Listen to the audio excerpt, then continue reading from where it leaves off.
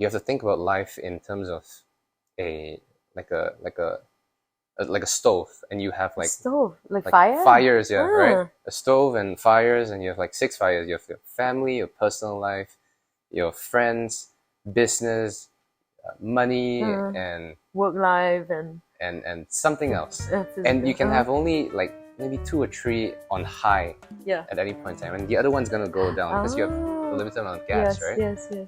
And if you're conscious about that, you're not gonna be all that burnt out. because if you try to have everything at full blast, it's impossible. Yeah, it's impossible, and you're gonna be in a lot of pain.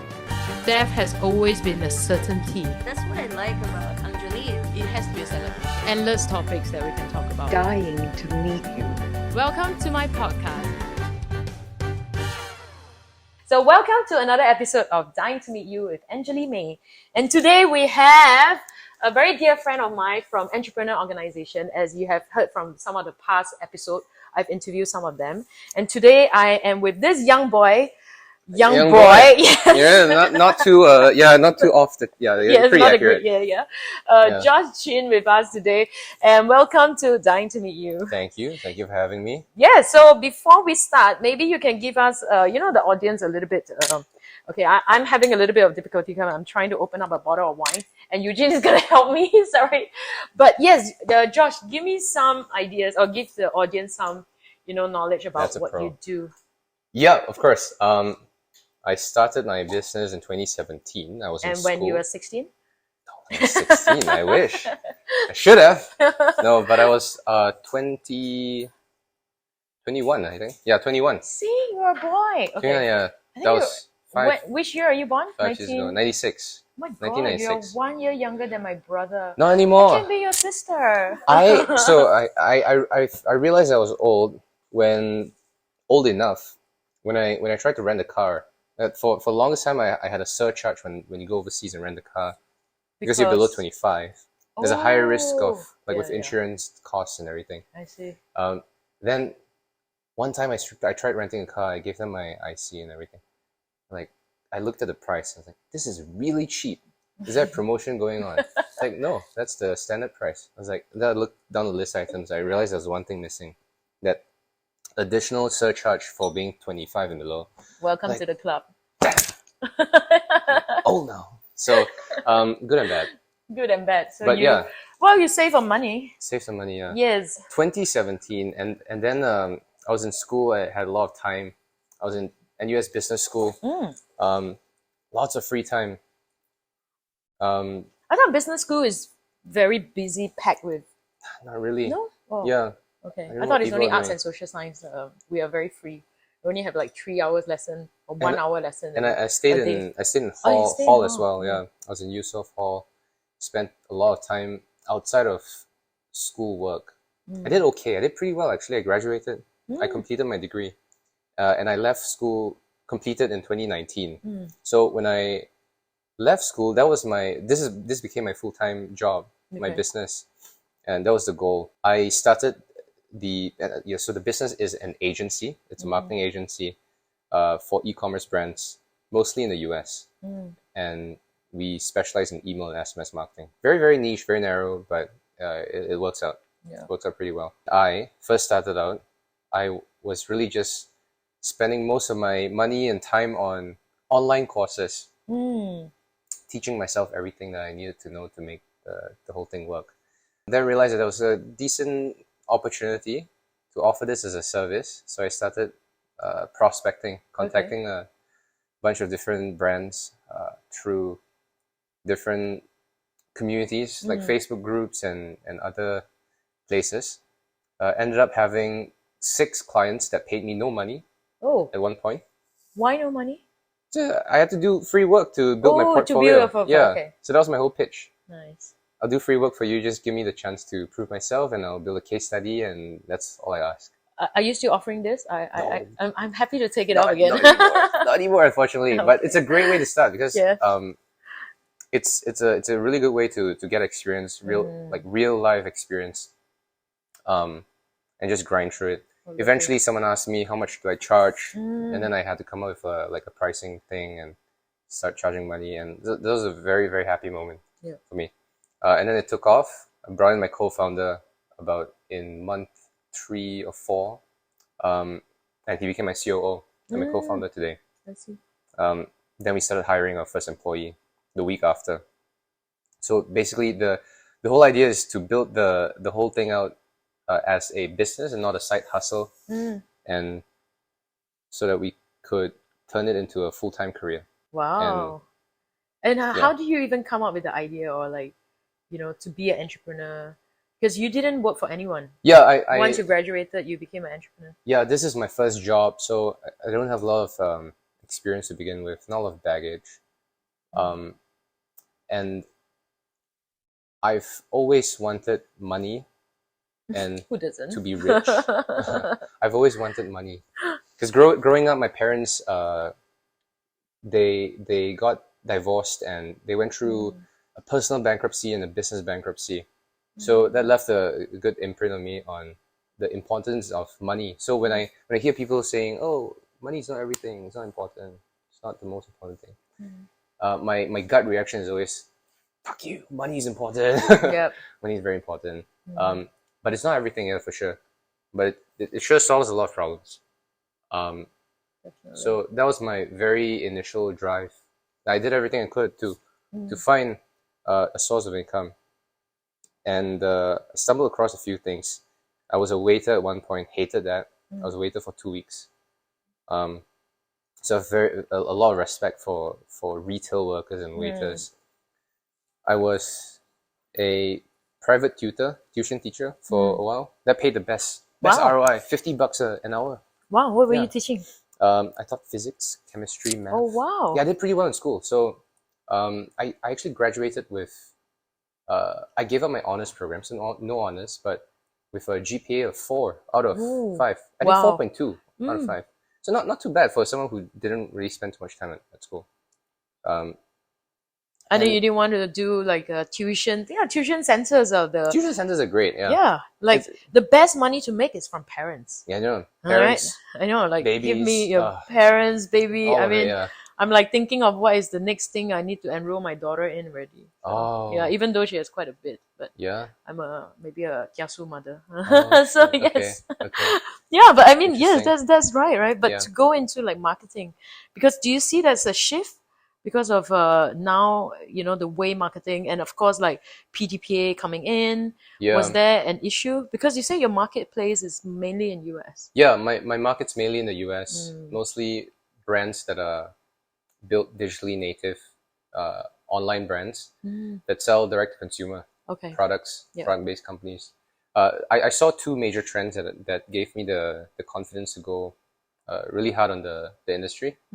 Shopify was growing very, very quickly. So that brought in a big group of new entrepreneurs and new sellers into the space. Okay. So Shopify is an e-commerce platform that allows anybody to start a store online and start selling. Everybody can be an entrepreneur, right? In Shopify. Yeah. And I saw the growth of Shopify and the number of merchants they had on the platform.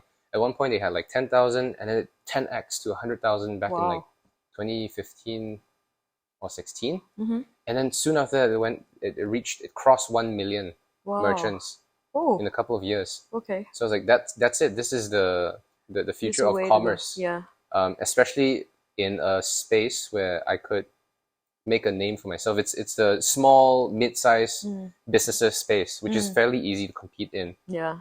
And I found a niche. Yeah, I found a niche that could service these types of entrepreneurs that I knew was underserved. They couldn't do it themselves as well as I could because I was specialized in just one thing and doing it really, really well. Yeah. And I could charge a lot of money for it because I made a lot of money for them. Yeah.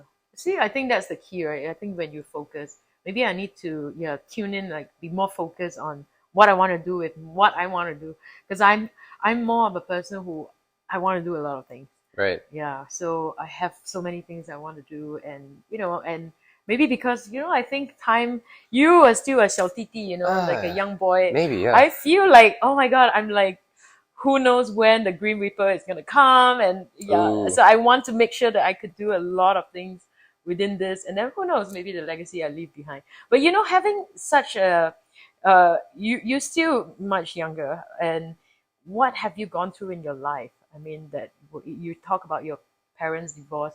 What would you describe in your lifetime as the lowest point in your life? Oh, lowest point. I think two points. Mm.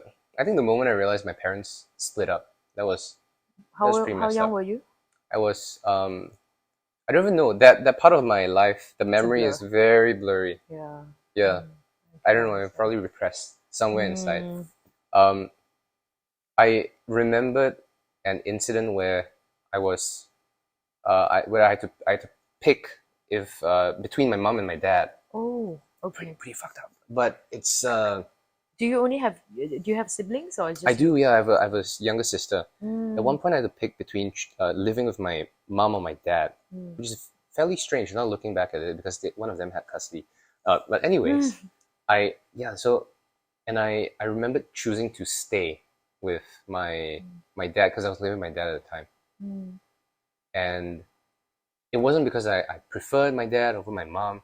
I just didn't want change anymore. I hated Yeah, change. yeah. Even yeah. today, I'm a very routine-based person. I like my routines. Really? I like Okay. I like waking up at a Certain time. certain Yeah. time. I like doing exactly what I do in the morning. I'm not a very disciplined person. I just like the routines. Yeah. And every day at 12:30, I would go to. Oh no, my breakfast will always be yakun. It'll be the same Yeah, thing. Kun. Yeah, yakun, toast, kopi si kosong peng, Wow. always specifically. And lunch would always be at the same place. I would have a little bit of variety, mixed rice and mixed vegetables and whatnot, but it's always the same. And I enjoy that. I enjoy the routine. Like Yeah. you know, I think I want to jump on this because we had this podcast and we talk about this. I also shared this with Eugene that when parents go through a divorce, I always find it so difficult for them to make the children choose. Yeah. Like, who do you live with? But here's a suggestion for parents, right? Have you ever considered of having the children to be in the same space? Because Yeah. you don't like change, and it's not good for kids to keep having change because they are into a routine, right? Yeah. But to have the parents, they can rent a flat or like a small apartment or whatever, but the parents move in every week. So that 1 week you spend with the Oh, child with a luggage, then you move out, the other parent come. But the that's smart. child don't have to go through the change of Yeah. packing, unpacking, Yeah. because it's more detrimental for the child, I feel, Yeah. in my opinion. And also for the parents, you could have your separate life, right? If you True, have your true. own separate home. And I always find that it's difficult when you ask children to choose, because at a point in time, Yeah. whichever person they choose is not gonna end up It's- well for the other parent. Yeah. It's like, oh, do you choose Look, that parent? it's or pretty what? fucked up to do that to your kid, by the way. Don't do It that. is. Yeah. Yeah, don't do that. Because I it's agree. such a heavy decision, and Mm. I think the implications of having to make that choice is that I'm not just choosing a parent. I'm choosing not to stay with the other parent, and then Absolutely. it just fucked me Yeah. up for a long time. Yeah. Um, That was your lowest point? yeah, I think that was my lowest point. And then my first relationship, Mm. also related, because my parents were gone through that, and I was like, I'm never gonna be like them. I'm gonna find the perfect partner, and I'll be And live happily you live ever happily after. ever after, forever and ever. I think that freaked the girl out, obviously. Pretty freaky. Now that I Yes. think back at it, I'm gonna be with you forever. like You second gotta play second cool, man, second Josh. You date. need to play cool. Way you know? too eager. Yeah. Way too eager. But Lesson learned. lesson learned. But yeah, now I'm happily attached. It's been 6 years. Mm. And so things are going well. But I'm very self-aware of the experiences I've gone through. I Yeah. think back at it quite a bit. Yeah. And EO helps a lot because Yeah. you're forced to reflect a lot in EO, I right? agree. So you've been in EO for a while. So EO is Entrepreneur Organization. That's where we met. I think Yeah. the first time I actually met you was in Barcelona, where we did our Yeah. right. And then when they told me your age, I was like, wow. How do you first? I mean, number one, you're young, you're an entrepreneur. I think there's a lot of essence that we can learn from you. But now that you talk about your lowest point, I always feel that everybody, in order to build strength and courage, you need to go through adversity. Yeah. And that makes you who you are today. And I think you learn from it. You know, the first relationship didn't work out. Now, you know, Yeah. congrats, you're in the 6th year. 7 years each is, one more year to go, right? This year? Oh, yeah, 7 years. Not sure if it relates to you, but you know, some people I've they heard. do. Yes. But Interesting. yeah, but I mean, the whole part about, you know, coming up, like, blueprint, you mentioned that. I think a lot of times the decision we make is because of the blueprint in our life. And Okay. you know, like, to live happily ever after. I was talking about this and I was just reflecting, you know, like Little Mermaid, it was such a big thing about the cast of Little Mermaid. Right. And then, but if you think about it, all Disney film, the cartoons in my era, Right. not your era, everything was about living happily ever after. Yeah. That you go through something like a deep, and then you meet your man, and then you live happily ever after. But a relationship is never such a bliss, right? Yeah, it's never linear, right? Yeah, it's you go through different challenges, then you see how you work with your partner, you grow together, you shape things together. But it's not like, hey, it's a smooth ride. And That's true. yeah, so we were all molded with this, like, oh, it's gonna be fine. Yeah, you have a happily ever after. So but what about your highest point? Because two lowest point in life, Yeah. how do you bounce back, or are you still bouncing back, or did it change your perspective about life? And what would you describe as your highest point in your life? I think starting the business was a really really good decision on hindsight. Not because of the money and everything. That's great, but I think the biggest takeaway that I had over the past not very long, just 4 years, 5 years, has been that I'm forced to grow very quickly, relative to what a person would have grown in 5 years. At If least you work compared to for my someone, right? peers. I'm forced to confront a lot of the things I didn't want to confront. And I'm forced to build skill sets that I otherwise would not have built. So for example, I am a lot more self-aware than I otherwise would be. I'm forced to be a lot more communicative and be better at communication with other people. And I'm forced to look into how I feel and be mindful about how I feel in order to communicate better with other people. Oh, So that's at work, right? Yeah. And that translates into my personal life as well, with my girlfriend, my parents, my sibling, and my friends. And I find that a lot more rewarding and fulfilling in life than otherwise. And I think of life in phases. And I read this same idea in a book recently called The Great CEO Within by, I think his name is Matt Mockery. And he talks about life, and he sold his business for a lot of money, and he became a coach to other CEOs, like the CEO of Coinbase and a lot of these big companies. And now he's just focused on philanthropy and his foundation. So he splits his life up into a phase of making money, having fun, and then doing good. He's made his money, then he had fun by doing all the coaching stuff, and then now he's focused on doing good. And his premise is that if you try to optimize for more than one thing in each phase of your life, you're gonna have a hard time. Yeah. You're gonna be unhappy or dissatisfied.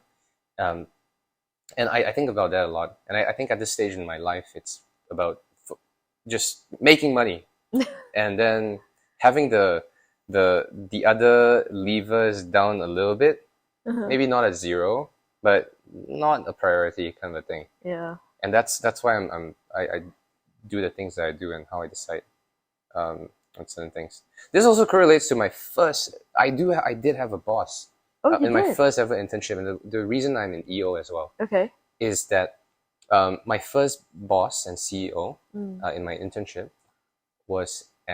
is an EO accelerator member. Oh. Informal, and his name is Kevin Ng. Yeah. Okay. Shout out to Kevin. Oh. I heard about him. Kevin runs a procurement tech company, Okay. As well as a consulting service company too, and he works with a lot of government organization and social in the social sector. Okay. He does a lot of good there, and he's a really good salesperson. And I had a lot of conversations with him. One of the learnings I got from him was you have to think about life in terms of a like a stove, and you have like stove, like fire? fires, yeah, right? A stove and fires, and you have like 6 fires. You have your family, your personal life, your friends, business, money, and work life, and something else. physical. And you can have only like maybe 2 or 3 on high at any point in time, and the other one's gonna go down because you have a limited amount of gas, right? Yes. And if you're conscious about that, you're not gonna be all that burnt out because if you try to have everything at full blast, it's impossible. Yeah, it's impossible, and you're gonna be in a lot of pain. Like entrepreneur organization, you join. So you talk about accelerator. Maybe you can just let the audience know accelerator, which group falls under accelerator. Those people who didn't meet the criteria to be a main member, right? Yeah. So EO Accelerator is it's an awesome program. I think it's getting better and better. Shout out to James Pang. James. Right, he's leading the Accelerator program. I think he's doing a really good job. I wish that the things that are implemented now were there when I was a member in Accelerator, because it's a lot more structured. Yeah. But it's meant for businesses that are below the $1 million mark and or below 1 year old. I see. And I think the minimum criteria is having made 250K in revenue. Yeah. Right. Okay. And or having raised $2 million in some amount in funding. Yeah. Not 2 million. That would be for EO, and then EO would be 1 million USD and above annually. And above 1 year old. Yeah. So I started out in Accelerator for about 9-ish months, and then I moved on to the main membership. That was very, very fun. Because at that point I had to make a decision between staying on in Accelerator because the business was still relatively young, and I didn't qualify for the age part. Oh, that age I didn't know. Yeah. The age of the business. Oh, okay, yeah. Because I only registered the business in 2018. At the start, I didn't know what I was doing. I was just like, it's great. So you joined what, 2020? 2019. 2019, with Accelerator, and then 2020 January. To member. Yeah. Okay. Correct. Yeah. And but I think that's awesome. like I feel that if I had EO when I first started out in my funeral business, it would have helped me so much, right? And I think like the journey of entrepreneurs are quite lonely, where it's hard to tell your friends or have this over dinner where you tell them, oh, what's your challenges as a boss or entrepreneur, because they may not understand, right? So that's something that I find that was missing in my life, and I just didn't know who to go to, and it was hard to have concrete like suggestions or advice, right? And then when I joined EO, I only joined last year, almost a year now, and I learned so much from my foreign mates. I learned so much from EOers, even the fact that I'm sitting on the board. There was so many essence to what they share, and it was just authentic sharing from where they wanted to tell about their experience. It was no judgment. They talk about how they resolve certain issue in their capacity, or they've gone through something similar, and then that became like, oh, maybe this will work for my company, or I like what you share, I'm going to tweet it and then make it mine, and make it what works for my company. And it was so much easier than me being alone and trying to be like asking, let's say example, like I asked my husband, oh, what do you think I should do? And he has a different take because he comes from a big company, MNC, and of course a law firm that's, they pay a lot more. And there were so many things I learned from EOers. I think that all business school should have something like EO platform. It wasn't about like selling your business to one another, but it was about let's share our experience and let's help each other. I see. Yeah, and I think that's to me the biggest takeaway from EO, and that's why I agreed to be on the board, to be learning committee member. So to me that was a little bit of a high. I mean, for me, I think to be able to socialize with people like you, pick his young brain is like, wow, how did he do that? Not a lot in there. Yeah, there are, come on, yes. But being on our podcast, Dying to Meet You, we can't deviate too far from the topic about death. Yeah. So what has your perspective been? Because you're fairly young, and have you had a lot of close encounter? Maybe not about being close to death, because Eugene has one close encounter with death that he shared. But have you had that, or have you lost someone very dear in your life? Yeah, I come from a my extended family, who's pretty close. My mom has nine sisters and no 9 sisters. brothers. Oh Yeah. wow, So 10 girls. 10 girls, right? 10 Cool. sisters. So family gatherings were pretty fun. Mm. I always took that for granted. I thought all families were like that until I started talking to people like, oh, you don't have 9 aunts too? Like, oh, okay. But so it's pretty cool because that's like growing up with 10 moms. Oh right? yes. Everybody has an opinion about your life. Yeah, you should do this. You should do everybody that. wants, Why are you doing that? Yeah, exactly. To varying degrees of annoying, but it's nice because there's a lot of care, a lot of love, right? So when I lost my my oldest aunt earlier in the year to pancreatic cancer. Oh, sure. Yeah. And it was very quick between diagnosis, stage 4 to death was a period of like 4 weeks. I never got to meet her. Only got to meet her through video call. Oh, because of COVID, right? Because COVID they're and all. still. Oh, I don't really remember when it was. This year or last year, but that was sobering. I felt very sad. Yeah, and I rarely I rarely cry. I don't think even my parents know this, but I cried like really bad, and I was overseas in the US, so I couldn't make it to her funeral as well.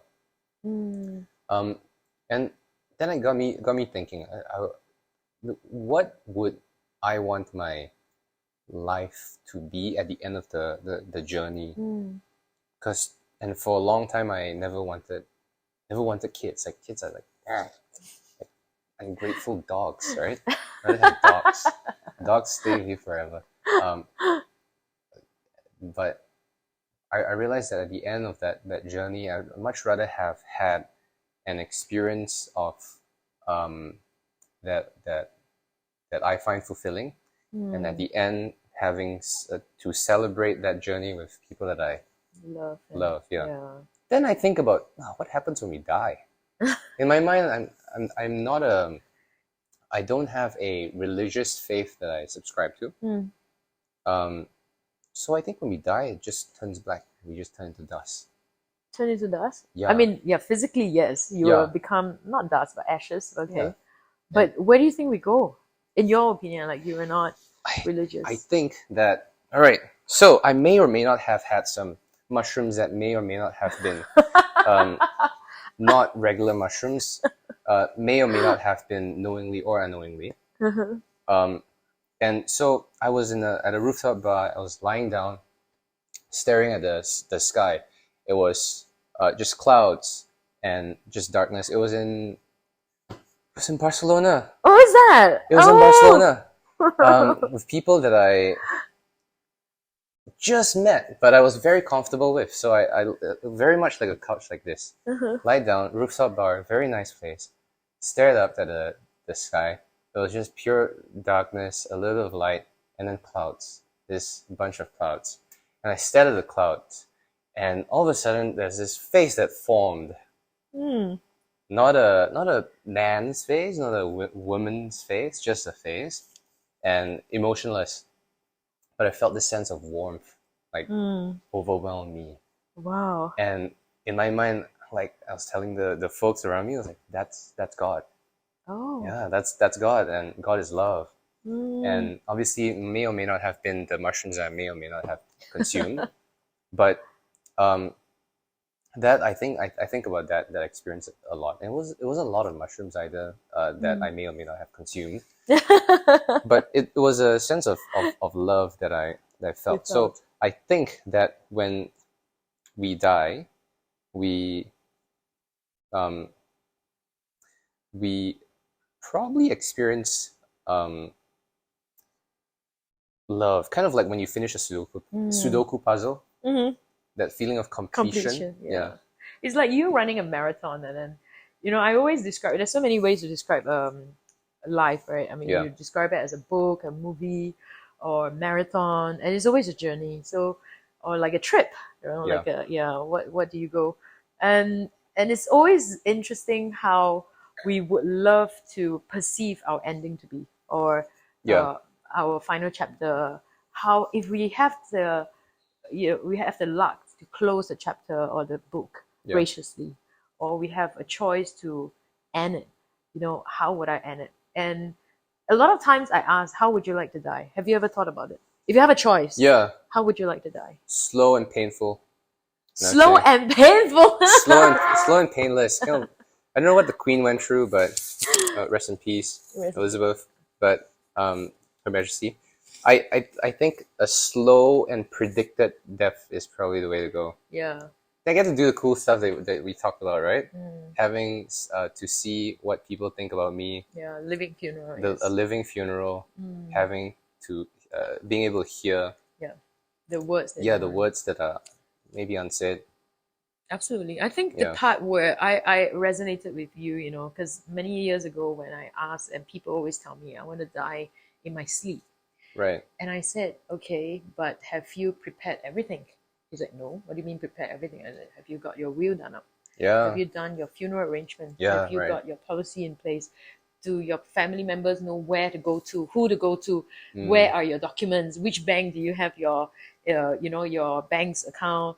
And what's your crypto account? Do you have your key? Yeah, you know? Walao. Yeah. So, I mean, worst. Have you done Losing all the key. this? Exactly. Yeah. So if you have not, then you are a selfish person because True. you only just want your comfort to, I just want to die in my What sleep. an asshole. Yeah. Exactly, right? So thank God you didn't give me the answer. You said slow and painless, hopefully. And I do resonate with that because I feel that if I know when I'm going to die, I feel like, okay, I'm going to have to complete a lot of things, check off. But I'm constantly checking off myself, even though, you know, touch wood, you know, I always fear my expiry date. Yeah. What if I get hit with the expiry date, you know, and you mentioned your aunt having that 4 weeks experience, and we talk about, you know, one of the guests in my show, Martin, what are the things that I still want to do, and there's a lot of checklists, right? We always talk about bucket lists. What do I want to do? Kick the bucket list, right? And before you kick the bucket, that's why there's a very good movie called Bucket List. That was an awesome movie. Jack Nicholson. And Morgan Freeman. Morgan Freeman. Oh, That's man, beautiful. Yeah, so and it's just a you know, what do you want to do, and before you go. So that really helps every one of us to be, you know, let's confront death. Let's not fear death. Yes, death is going to come. And I always say the minute you're born, the only certainty is death. But if we all live towards that day, why is it that we don't talk about as much? We don't plan as much. We plan our wedding, or our, you know, like a dream wedding, but never our dream funeral. True. Yeah. So, and dream wedding may come and may not come. That's a good point. Yeah. That's a good point. So, but you know, how about you? Like, have you talk about death? Do you ever thought about your farewell? Like, how would you want to say farewell to everybody? Oh, that's interesting. Like, you know, yesterday I was just sharing that we had a guy who wanted to be in a Gatsby outfit. He said to me, like, Angjolie, when I die, I'm gonna have you prepare my funeral, and I want people to dress up in Gatsby. The Great Gatsby. Oh, that's team. cool. Right? That's cool, right? And I think, why not? And it got me thinking, like, that's good. And I even told him, like, hey, I have an outfit already. And then, of course, like, I didn't say that you should die now. But I mean, the fact that I'm ready anytime. Yeah. But just let me know when. But it's so funny. He shares the same idea as me. He said, Angjolie, you know, I love what you're doing. I really hope this is how I want to say goodbye. And I want, you know, farewell in my memory, because he's very well dressed. And mind you, I mean, like, his whole body, every time I meet him, he has a new tattoo. And the reason why he has a new tattoo, he put all his kids' drawing on his arm. And I was looking at his arm yesterday. I was like, you're running out of places. It's like, I know, like, my daughter just drew this one. And then he has one where the daughter drew the whole family portrait. Oh, that's cute. It's so cute. And then you see like different like drawings all over his arm. Wow. So you don't see that when he's at work, right? Because he wears long sleeve. But whenever he's out with me, he's always like half sleeve and his polo. Cool. Yeah. So that's how. So yesterday I had this crazy idea in my head. I was like, okay, when you die, I'm gonna picture all your tattoo and then frame it up for you. That was what was going. But I didn't tell him that. But now you know, Julian, that I will take all the pictures of your tattoo and like frame it up for you. That's cool. Yeah. Because that's gonna live. Like the actual skin. Are you gonna skin him? Yeah, like the Yakuza that we share about, right? Because I was sharing with Eugene about that. But I mean, like, it's so beautiful. Like, can you skin him and then like frame it up? I Yeah, wonder, you probably right? could, eh? Like the body whir, like If you consent. Yeah. If the person. It's the biggest, our muscles. Yeah. So your farewell, like, Eugene wanted he wanted a statue of him. What did you wanted I a? want a mausoleum with my statue. Everything's exaggerated. Yeah, exaggerated, That's- especially History will there. remember That's that awesome. statue and not the reality. That's awesome. Hung low, like right up my neck. Yeah. So that's what Eugene My, wants. my man. My That's- man, yes, that's the stuff. exactly. Yeah. I think I had this a very similar conversation with someone very recently, and they wanted a Viking funeral. You know A what Viking? Yeah, do you know what a Viking funeral Ooh, is? I love that. Isn't like a dress like a Viking? Yeah. Yeah. So you would you would basically you float the body down a river or to, like the sea or something or the ocean. And as it floats out, the guests would shoot flaming arrows Oh, I know that one. to the body Yeah. and then let it burn. Oh wow, into it's the like sea. the one you saw in India. Like you just burn the body in the That one fire. is not floating down the Yeah. river. Don't go low, behold my father. You need to put a coin over the eye. To Valhalla. So right? who? So wait, who? Your friend is local? Man, I cannot remember, but it's It's so during funny. your trip in the mushroom world. Yeah, that's happening. I'm pretty, yeah, probably very likely so. Very likely so from overseas. And so he started having his friends take he bought his friends archery classes. Oh my god. Yeah, Okay. it's Interesting. fascinating. I don't know how that's gonna work in Singapore. I love to interview this guy, man. I mean, like, no, it's not. It's not gonna be legal, so. Oh yeah. I mean, Probably you can not. do this Probably overseas, not. but yeah. But even like, when we say the word sea barrier, Yeah, if you use this word sea barrier overseas, they actually put the person in a casket and place it into the sea. oh, the actual body. Yeah. without- So you cremating call. it So first. here, everybody use the term loosely. Yeah. Because sea barrier is supposed to be that, but here in Singapore, you actually do what we call scattering of the cremated remains. I see. You scatter the ashes, right? Yeah. But everybody just make it easy, like land barrier, sea barrier. So different terms, yeah, but it means different things. Right. But you can go up to space now. You can have Really? your cremated remains in space, like poof. You can work with Elon Musk. He wants to do that. That's cool. Yeah. So would you consider that, or do you Yeah, want your why ashes not? to be like as morbid as it is? I had this conversation with somebody, and we talk about this, and he said, no, she said, is that, hey, do you think it's possible to have someone's cremated remains to make it into a dildo? Oh, that's sick. I said, That's sick. genius. That's sick. Yeah, genius. Well, Genius. I'm like, I think that's it's a whole genius. different level. I said, Yeah. but For like, sure you can. Why what not? if it's someone's loved one, and I was like, okay, that's a bit like this good for a dinner time conversation, but not That's sure how pretty many of you interesting. feel about this. But yeah, that was something that he said, Yeah. oh, but then I will remember him. I was like, That's okay, wild. there's many ways to remember, but anyway, that was just a true, with conversation I dildo, had. That's smart though. I bet that could be a really good business. You think so? Yeah, I think so. Hear think that, so. ladies? Limited print 1,000 because your ash is limited, right? Yeah. 1,000 limited edition windows with my ash in it. Yeah, right? You- But then, yeah. But the shape, you need to get the shape right first. It's like limited Give it 3 or 4 edition. inches, just Then you because- gotta, like, then it has to be a program, right? You have to sign up before you die. And then Exactly. you have to take a mold of your dick. And, No, because in You have to- Japan you have that. You can make your own dildo based on your shape. oh, So there was it's like the casting, the hand thing, where the you wax make- thing? Yeah, it's the You gotta same dip concept. that in a oh, Yeah, yeah. you do the Or same thing. where you have to get erection, and then you dip your magnet in it. Yeah. Oh. Cool, and then there's the shape. But Yep, the sounds tough part painful. is Getting it getting out? that erection and letting it cool with that That- entire that- leg, because me going in. Yeah, you gotta be like, You. ugh, Yeah. right? Oh, The final result's like, no. Exactly. That's not me. That's not me. What do you mean? That's not me. Well, dying to be Could they- you, we talk about everything. Is there like post-production work involved? Like, The bring enlargement. it bigger? Yeah. Um, It's like, can you exaggerate for me, like maybe a few No- inches? You now, know? now that I think about it, it's probably a bad business model because Yeah. you only get to do it once. So there's no, there's Recurring no business. recurring business Like involved. subscription, right? Yeah, the Yeah, subscription, We yeah. need that subscription model. It's See? probably not too expensive. That's the entrepreneur mind thinking. No scale, yeah. Yeah, you need to scale up. Yeah. So there's no scale. how's your farewell gonna be? You put all the. Can you imagine a funeral where you have all Every- the dildos, like Oh, help and- yourself? Yeah. What if it's a A porn gift, hub? a funeral gift Like for porn everyone. hub, like a what do you call that? A porn star? Yeah, like porn star, porn and then he's like, star's hey, parting remember? gift. Ron Jeremy has his dildo. So just Like his imagine, flavor, like- eyes. Ron Jeremy, that's a name I haven't heard in a long time. Oh, well, he has a book. He's has a book. he's probably one of the most well-known. known guy, right? Yeah, right. Yeah, it's so funny that we have all these things like we think about all Is the he funeral flavors, not the wedding meme flavors. guy? He's so famous he became a meme. And there's also there's like Big Blow and all these That's other guys it. that still those named after them. No, the meme guy is the bald guy. That's not Oh, the not. doctor, Yeah, the doctor, fireman. Yeah, he's everyone. Yeah, look, I have no idea what these boys are talking about. Not my, not the same taste. I know. Sins. Johnny Sins. Johnny Sins. Even his name Man of has culture. the Yeah. SIN.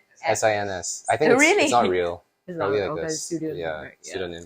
So what about you? Farewell. I don't know. I haven't thought about it, but I think it's gonna be either. I want it to be happy and Lots of mushroom, maybe. yeah, lots of mushrooms, lots of fun.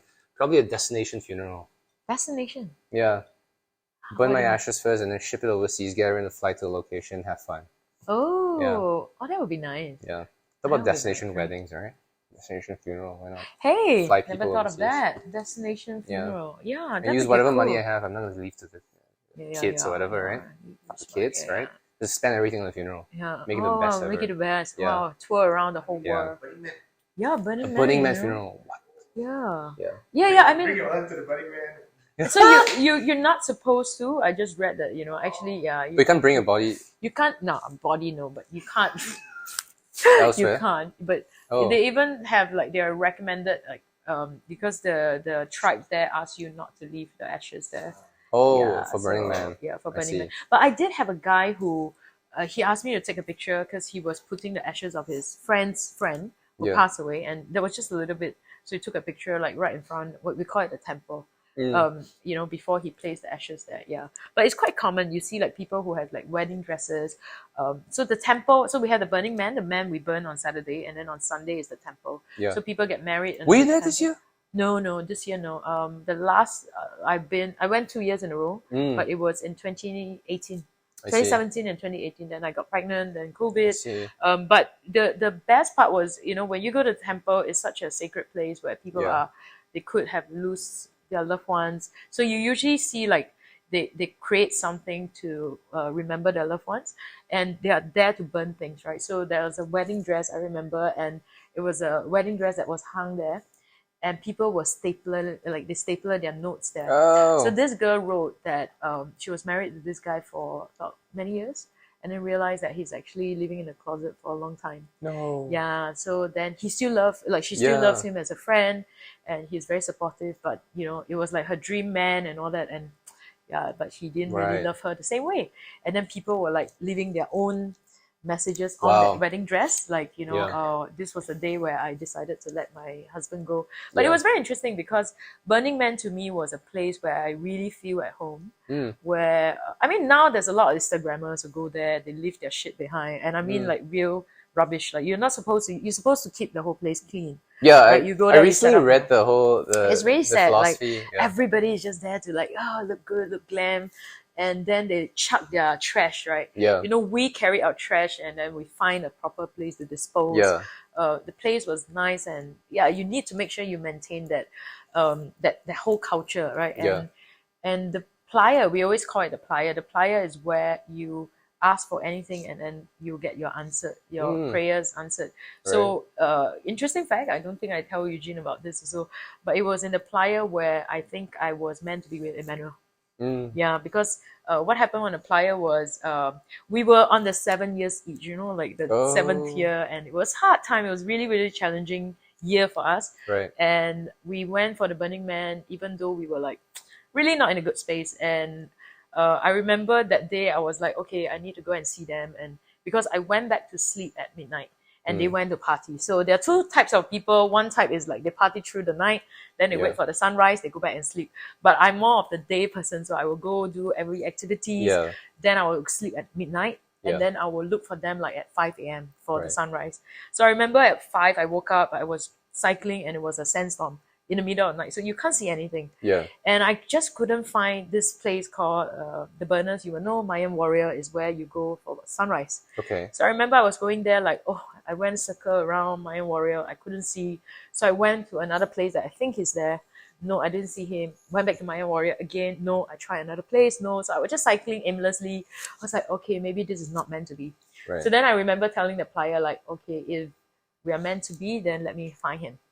And then at this point, I was like, okay, I don't think he's going to be here. The sun is going to rise anytime. And everybody was heading the other direction to the edge where you could see the sunrise. Right. So I was like, okay, fine. Maybe I'll just be alone and just cycle there. So, but something tells me like, okay, why don't we just do one more time? Right? Just one more time. So I said, okay, let's go back again. So I went back. I did a full circle of my warrior. I put my bike and then my bicycle. I was like, okay, let me walk. No, I didn't see him. And I was like, I was pretty disappointed at this point. I was like, okay, maybe we're just really not meant to be. Right. So then I was gonna unlock my bicycle lock.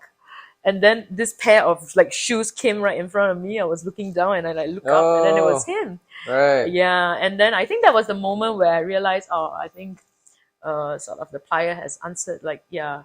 I mean, we have, that's why I said a couple is a lot of ups and downs. Yeah. And I think that was for me a moment, and for him also a moment. Like, everybody couldn't believe, like, how could you find him? Is because when you're in Burning Man, there's no reception at times. Yeah. And it's the best place because that's where you can be really in tune and you don't keep checking your phone. You take photographs, but you are constantly like having a lot of your me time. Yeah. Right. You being connected with the plier and with the art pieces and meeting new people. And it was for me, it was quite a magical year for 2018. 2017, we were very new to Burning Man. So we were just exploring and we did a lot of things together. But 2018, it was time where like, okay, we're not in a good space and like, okay, you do your thing, I do my thing. Right. We're doing different things, but we come back together. But yeah, so that was something that we enjoy. I wanted to go back to Burning Man with my daughter, but he's like, no, baby, it's not good. Because the sand, the dust is too tiny, like it's too micro. It's not good for babies. Yeah. So I said, okay, we'll wait. Maybe a few more years we'll go back again. That's true. Yeah. Have you been? No, never been, but I might go next year. Ooh. Yeah. There's a lot of so for people who don't know what Burning Man is, it's a festival. It's like they call it a festival, but to me, it's not really a festival. It's because music festival, you just go there and rave and all that. Yeah. But Burning Man is really like the art installation. You get there to connect. And what I love about it is you don't have judgment. It's radical inclusivity. So you can see people dressed in different outfits. Some people are naked. Yeah. But you go there as equal. Yeah. Like you see celebrities and they're equal. Like, you see the soul of the person and not what do you bring? Do you have bling blings or like Paris Hilton go every time, right? She's a DJ. I think I was dancing at her set, not knowing that she's the DJ. I was like, this is good music, and then I was dancing. Then later on, someone posted that she was actually the DJ. I was like, that was her. But, that's cool. Yeah, but you don't really like Elon Musk, Will Smith. They all were reported to go. Right. But I think, if you have never been, you should go. It's a lovely experience. So coming back to you, I mean, like Josh, how would you like to be remembered? I mean, we talk about farewells. I like the destination funeral. I think it is something we should, talk about more. How would I be? How would you be remembered? What do people remember you mostly as? A minor inconvenience. A minor inconvenience. No, I'm kidding. Terrible. The magical like the ride. stone in the shoe when you can't take it off. Or like the pee in the bed, the princess. Yeah. No, I don't think so. I don't know what I would be remembered as. Or what would you like? What would I like to be remembered as? I think I would like to be remembered as someone who has brought more good than brought more net good to the world, to the people around me. One of the things I think a lot about is bringing opportunities to people around me. I think I've been blessed with the opportunities that I've been given. I grew up in Malaysia, so I could have led a very different lifestyle had I not come to Singapore. So I came to Singapore when I was 12 years old, without my family. Without your family? Yeah. Okay. So I went to school, stayed in hostels, dorm rooms. I stayed in dorm rooms for 10 years of my life, from 2009 to 2019. Okay. With no air conditioning, so I'm always grateful for air conditioning. Mm. And I realized that I've been put on a very unique path that not many people get to experience. And because of the path and opportunities I've been given, I've been able to lead the life that I have today. So I always think about the opportunities that other people around me have and how I could help bring more opportunities to others. to others. Yeah, not necessarily more resources or wealth or things, but just opportunities. I think at the end of the day, it's about it still depends on whether the person takes up the opportunity or not, right? But Absolutely. at least the option is there. And so I like that. Yeah. In fact, someone shared with me about entrepreneurship that you need to be prepared because you never know when the opportunity comes knocking. Yeah. So that's why I Yeah, like that. exactly. Cheers to that. So yes, before we end this, is there any life motto or what would you like our audience, to part your wisdom? I have no wisdom. Question everything. Question everything. That's a wisdom. Yeah. Be curious. Be curious. I think being curious is be curious and ask better questions. I believe that the quality of questions that we ask determine the quality of our lives. I think that I'm getting better at asking good questions, and I think that's shaping the life that I have. Nice. And I think I'll keep doing that. So yeah, that's it. See, there you go. It's about asking the right question and be constantly very curious. So this is another episode of Dying to Meet You, and I hope you join us for another episode of Dying to Meet You, where we get to learn more about people's life, their entrepreneurship, or even just basically how they live their life and decide to live their life. Thank you, Josh. Thank you for joining us in this episode of Thank you for having me. Yes.